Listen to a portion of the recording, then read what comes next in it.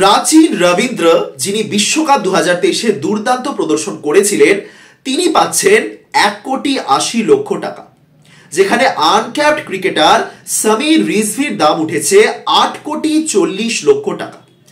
বা গতবারের আইপিএলে রিঙ্কু সিং যাকে 5 বলে 5টা ছক্কা মেরেছিলেন সেই ইয়াজদায়ালের দাম উঠেছে 5 কোটি টাকা।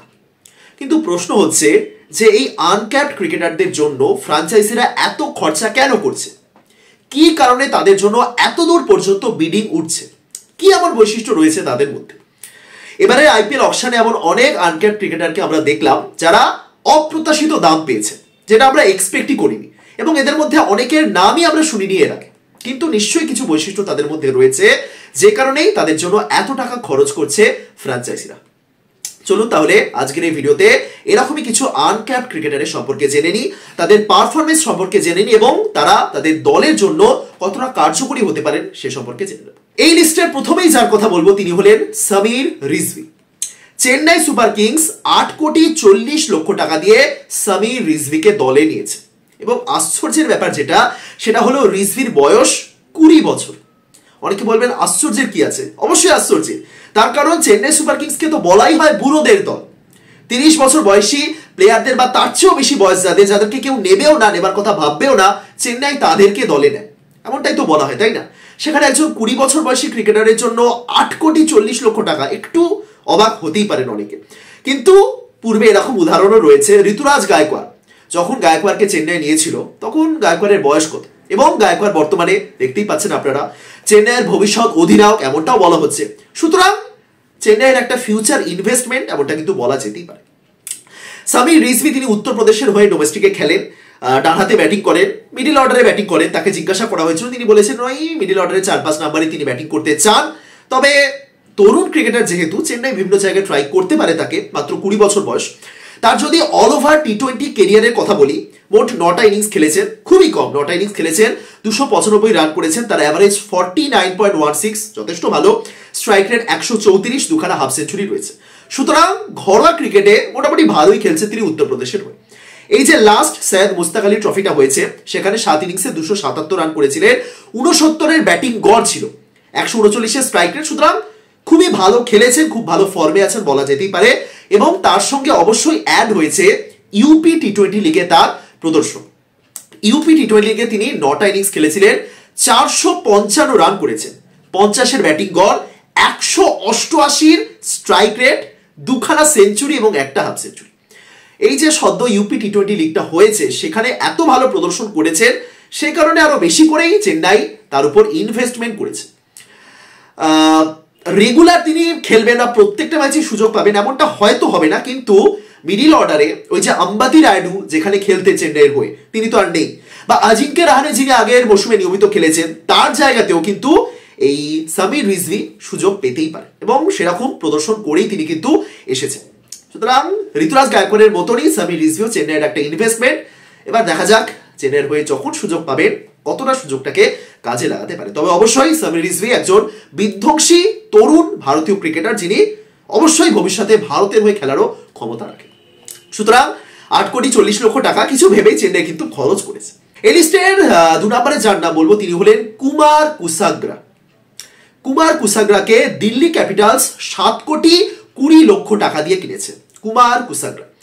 এবং তার পারফরমেন্সে যাওয়ার আগে একটা ছোট্ট তথ্য দিই, কুমার কুসাগ্রার বাবা তিনি বলেছেন যে সৌরভ গাঙ্গুলি নাকি তাকে বলেছিলেন যে এই কুমার কুসাগ্রার জন্য 10 কোটি পর্যন্ত কিন্তু বিডিং করতে পারে দিল্লি ক্যাপিটালস, কারণ সৌরভ গাঙ্গুলি কুমার কুসাগ্রার মধ্যে মহেন্দ্র সিং ধোনির কিছুটা ছোঁয়া দেখেছে, এমনটা কুমার কুসাগ্রার বাবা বলেছেন। সুতরাং হয়তো আগে থেকে পরিকল্পনা ছিল, যে কারণে 7,20,00,000 টাকা অব্দি উঠেছে। এবং ওই যে ধোনির ঝলক দেখেছেন সৌরভ গাঙ্গুলি, তার একটা বড় কারণ ঝাড়খণ্ডের উইকেট কিপার হলেন কুমার কুসাগ্রা। ঝাড়খণ্ডের উইকেট কিপার ধোনিও তাই, বর্তমানে ঈশান কিষান তিনিও তাই, এবং কুমার কুসাগ্রা। সুতরাং ঝাড়খণ্ড থেকে এরকম অনেক কিপারই কিন্তু উঠে আসছে। কুমার কুসাগ্রা তার বয়স 19 বছর, ডান হাতে ব্যাটিং করেন, উইকেট কিপার, এবং তিনি ওই 4-5 নম্বরে নামেন, অর্থাৎ মিডল অর্ডারে ট্রাই করা যেতে পারে। কুমার কুসাগ্রা টি20 ক্যারিয়ারের কথা যদি বলি, 11 ইনিংসে 140 রান করেছেন, অ্যাভারেজ 15.55, খুব দুর্দান্ত এমনটা কিন্তু নয়, 117 স্ট্রাইক রেট। সুতরাং পারফরমেন্স তার এই যে রিজভির কথা যেমনটা বললাম, কুমার কুশাগ্রার যে ততটাই দুর্দান্ত পারফরমেন্স এমনটা কিন্তু নয়, কিন্তু তার মধ্যে ট্যালেন্ট রয়েছে। প্লাস কিপার, আমি যদি লাস্ট সৈয়দ মুশতাক আলী ট্রফির কথা বলি, 6 ইনিংসে 111 রান করেছেন, 22 অ্যাভারেজ, 123 স্ট্রাইক রেট। তবে ফার্স্ট ক্লাস ক্রিকেটের কথা বলুন বা লিস্ট এ, তার প্রদর্শন কিন্তু খুবই ভালো। মানে একজন 19 বছর বয়সী ক্রিকেটারের যেমন প্রদর্শন হওয়া উচিত, যথেষ্ট ভালো খেলেছেন কুমার কুশাগ্রা। সুতরাং দিল্লি ক্যাপিটালস একজন উইকেট কিপারের ব্যাকআপ হিসেবে তাকে দলে নিয়েছে। কারণ দেখুন, ঋষভ পান্ত অবশ্যই দিল্লি ক্যাপিটালসে রয়েছেন, তিনি ক্যাপ্টেনও বটে, কিন্তু আমি একটা খবর শুনছিলাম যে ঋষভ পান্তকে নাকি দিল্লি একজন ইম্প্যাক্ট প্লেয়ার হিসেবে খেলাতে পারে। এবার ইম্প্যাক্ট প্লেয়ার হিসেবে খেলাবে মানে তিনি শুধুমাত্র ব্যাটিংটা করবেন, ফিল্ডিং করবেন না। সুতরাং ফিল্ডিং করার সময় যে কিপারের দরকার পড়বে, সেই জায়গাতে কিন্তু কুমার কুশাগ্রা ভালো অপশন হতে পারে। গত মৌসুমে আমরা দেখেছিলাম অভিষেক পোরেল তিনি কিপারের অপশন ছিলেন, কিন্তু সেভাবে ভালো প্রদর্শন করেনি। এবারও তিনি রয়েছেন, কিন্তু কুশাগ্রা বা অভিষেকের মধ্যে একটা লড়াই হতে পারে।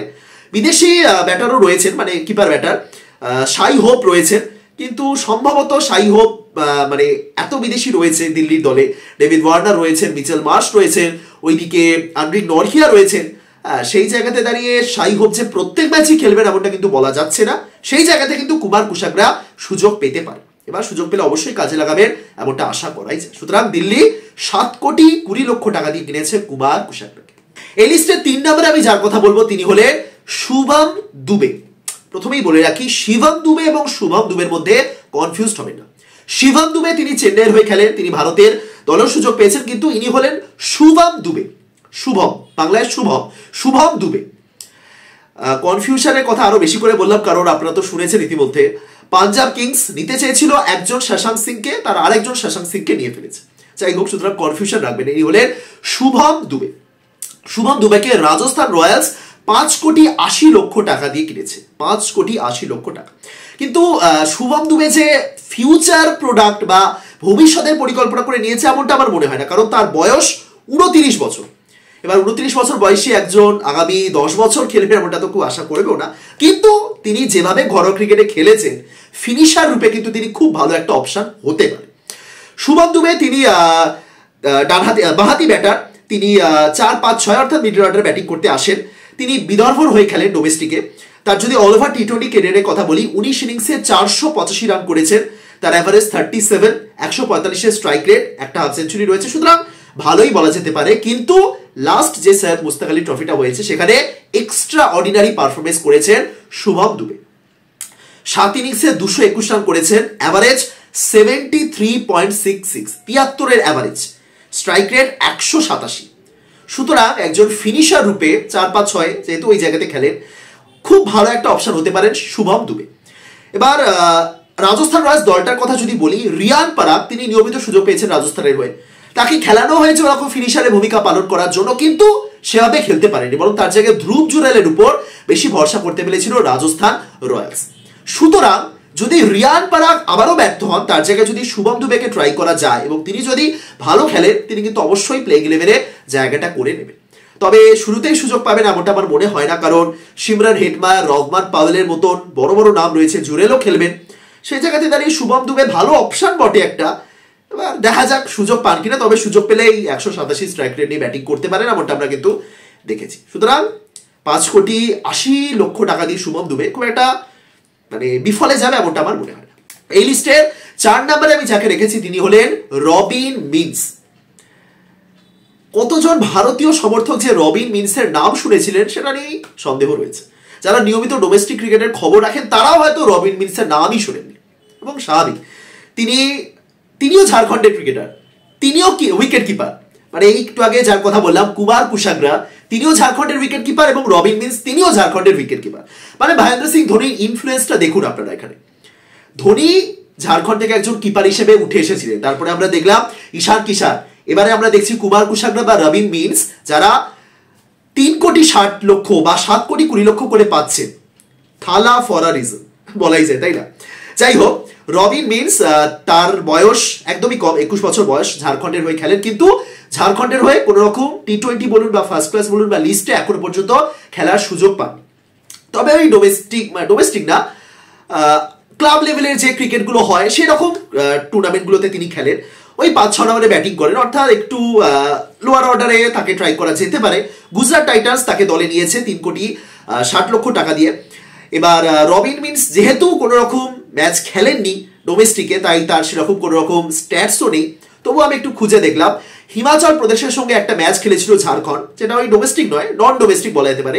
সেখানে 35 বলে 73 রানের একটা অপরাজিত ইনিংস খেলেছিলেন, অর্থাৎ স্ট্রাইক রেট যথেষ্ট ভালো। এবং এই রবিন মিন্স সম্পর্কেও যেটা জানলাম, একটু আর্টিকেলগুলো পড়ছিলাম, রবিন মিন্সের বাবা বলেছেন যে মহেন্দ্র সিং ধোনি নাকি একবার তাকে বলেছিলেন কেউ যদি রবিন মিন্সকে না নেয় তাহলে চেন্নাই ঠিকই বিডিং করবে রবিন মিন্সের জন্য। অর্থাৎ সৌরভ গাঙ্গুলি একজনকে বলছে তার জন্য 10 কোটি অব্দি বিডিং করবে, ধোনি একজনকে বলছে যে তার জন্য অবশ্যই চেন্নাই বিডিং করবে। এগুলো কিন্তু দেখেও ভালো লাগে যে ডোমেস্টিক ক্রিকেটারদের জন্য কিন্তু ফ্রাঞ্চাইজি দলগুলো এতটা ভাবছে বা অ্যাটলিস্ট তাদেরকে ট্রাই করার চেষ্টা করছে। যাই হোক, ইভেন রবিন উথাপ্পা এই রবিন মিন্স সম্পর্কে বলেছেন তিনি হলেন বাঁহাতি কায়রান পোলার্ড, মানে কিছু তো দেখতে পেয়েছে তার মধ্যে সবাই, সেই কারণেই বলা হয়েছে। যাই হোক, এবার দেখা যাক শেষ পর্যন্ত রবিন মিন্স আদৌ সুযোগ পান কিনা, কারণ গুজরাট টাইটান্স দলের কথা যদি বলি, ঋদ্ধিমান শাহ তিনি তো রয়েছেন কিপার হিসেবে, এবার সেই জায়গাতে দাঁড়িয়ে তার সুযোগ পাওয়ার সম্ভাবনা অনেকটাই কম, কিন্তু যদি একটা দুটো ম্যাচের সুযোগ আসে আশা করি রবিন মিন্স কাজে লাগাতে পারে। এবং এই লিস্টে সবার শেষে যার নাম বলবো তাকে চেনেন সবাই, তার নাম সবাই শুনেছেন, তিনি হলেন ইয়াস দয়াল, যিনি গত আইপিএলে রিঙ্কু সিং এর কাছে 5 বলে 5টা ছক্কা খেয়েছিলেন এবং এবারে 5 কোটি টাকা যখন তিনি পেলেন, অনেকেই বলছেন আরসিবির মাথা খারাপ, এই ইয়াস দয়ালকে কে 5 কোটি টাকা দেয় ভাই। কিন্তু সত্যি কথা বলতে ইয়াস দয়াল এতটাও খারাপ ক্রিকেটার নয়। একটা ওভার তার ট্যালেন্টকে পুরোপুরি মুছে দিতে পারে না। ইয়াস দয়ালের ট্যালেন্ট সম্পর্কে আমি একটা ছোট্ট তথ্য দিই। 2022 সালে ভারত যখন বাংলাদেশে ওডিআই সিরিজ খেলতে গেছিল, সেই সিরিজে স্কোয়াডে কিন্তু সুযোগ পেয়েছিলেন ইয়াস দয়াল, অনেকে হয়তো জানেন না বা ভুলে গেছে। পরের দিকে গিয়ে চোট পেয়ে যাওয়ায় তার জায়গায় কুলদীপ সেন দলে এসেছিলেন, কিন্তু ইয়াস দয়াল তিনি কিন্তু বাংলাদেশের সঙ্গে ভারতের দলে সুযোগ পেয়েছিলেন, এমনি তো সুযোগ পাননি, তাই না? 2022-এর আইপিএলে ভালো খেলেছিলেন বলেই সুযোগ পেয়েছেন। এবং তারপর 2023 আইপিএলে ওই যে রিঙ্কুর কাছে 6টা 6 খেলেন, তারপরে ওই যে একটা আমরা দেখলাম যে একেবারে কোথায় হারিয়ে গেলেন, মাঝে শোনাও যাচ্ছিল তার ওজন কমে গেছে, ডিপ্রেসড হয়ে গেছেন, সেই জায়গা থেকেও ফিরে কিন্তু তিনি এসেছিলেন এবং আইপিএলের মঞ্চেই ফিরেছেন এবং সেখানে কিন্তু ভালো প্রদর্শনও করেছেন, ভালো বোলিং করেছেন, ভালো সুইং রয়েছে তার হাতে, বাঁহাতি পেসার হিসেবে খুব ভালো কিন্তু একটা অপশন হতে পারে। আবারও বলবো, একটা ওভার কোনোদিনও কোনো ক্রিকেটারের ট্যালেন্ট পুরোপুরি মুছে ফেলতে পারেন। ইয়াস দয়াল তার 26 বছর বয়স, উত্তরপ্রদেশের হয়ে খেলেন, বাঁহাতি পেসার। এবং যদি আমি আইপিএল এর কথাই বলি, আইপিএল তো বহু ম্যাচ খেলেছেন, 14টা ম্যাচে 13টা উইকেট তুলেছেন, তার অ্যাভারেজ একটু বেশি, 35-এর অ্যাভারেজ বা 10-এর ইকোনমি রেট। এর একটা বড় কারণ ওই ম্যাচটা বা ওই সময় তার প্রদর্শন, কিন্তু ওই ম্যাচটা বাদ দিলে তার অল ওভার পারফরমেন্স কিন্তু খুব একটা খারাপ হবে না। আমি যদি অল ওভার টি20 ক্যারিয়ারের কথা বলি, 42 ম্যাচে 38টা উইকেট, 29-এর অ্যাভারেজ এবং ইকোনমি রেট 8.21। লাস্ট যে সৈয়দ মুস্তাক আলী ট্রফিটা হলো সেখানে 7 ম্যাচে 7টা উইকেট নিয়েছেন, অ্যাভারেজ 27, ইকোনমি রেট 8.30। এবং ইউপি যে টি20 লিগটা হয়েছে, তিনিও যেহেতু উত্তরপ্রদেশের ক্রিকেটার, সেখানে খেলেছিলেন, 10 ম্যাচে 9টা উইকেট নিয়েছেন, অ্যাভারেজ 24, বোলিং অ্যাভারেজ এবং ইকোনমি রেট 7.48। সুতরাং অল ওভার ওই একটা ম্যাচ বাদ দিলে তার প্রদর্শন কিন্তু খুব খারাপ নয়, মানে বলে না যে পাতে দেওয়ার মতো নয়, সেরকম বোলার কিন্তু ইয়াস দয়াল নয়।